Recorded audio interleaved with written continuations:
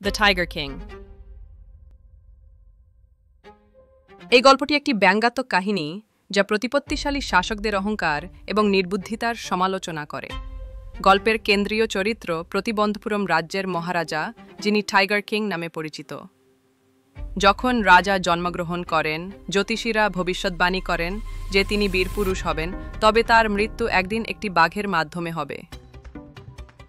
10 দিনের শিশু রাজা জ্যোতিষীদের কথা শুনে অবাক করে দিয়ে কথা বলে ওঠেন এবং বলেন, বাঘরা সাবধান থাক। তিনি দৃঢ় প্রতিজ্ঞ হন 100টি বাঘ হত্যা করবেন যাতে ভবিষ্যৎবাণী মিথ্যা প্রমাণিত হয়। তিনি একের পর এক বাঘ হত্যা করতে থাকেন এবং শুধু তিনি ছাড়া আর কেউ যেন বাঘ হত্যা না করে তা নিশ্চিত করেন।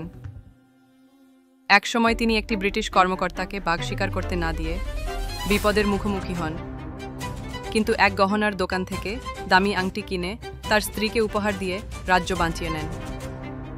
প্রথম 99টি বাঘ হত্যার পর আর বাঘ না পেয়ে তিনি এমন রাজ্যের রাজকন্যাকে বিয়ে করেন যেখানে বাঘের সংখ্যা বেশি। তিনি শ্বশুরবাড়ি গিয়েও বাঘ মারেন এবং মোট 99টি বাঘ হত্যা করেন। শেষ বাঘটি খুঁজে না পেয়ে রাজা হতাশ হয়ে পড়েন। তখন দেওয়ান সাহেব একটি বয়স্ক সার্কাসের বাঘ এনে জঙ্গলে ছেড়ে দেন। রাজা বাঘটিকে গুলি করেন, কিন্তু গুলি লক্ষ্যভ্রষ্ট হয়। শিকারীরা ভয়ে বাঘটিকে গোপনে মেরে ফেলে এবং রাজাকে জানানো হয় যে বাঘটি মারা গেছে। অবশেষে রাজা তার ছেলের জন্মদিনে একটি কাঠের বাঘ উপহার হিসেবে কিনে খেলতে খেলতে হাত কেটে ফেলেন। সেই ক্ষত থেকে ইনফেকশন হয়ে অস্ত্রোপচারে মৃত্যু হয় তার। এভাবেই শততম বাঘ, একটি কাঠের বাঘ, তার প্রতিশোধ নেয়।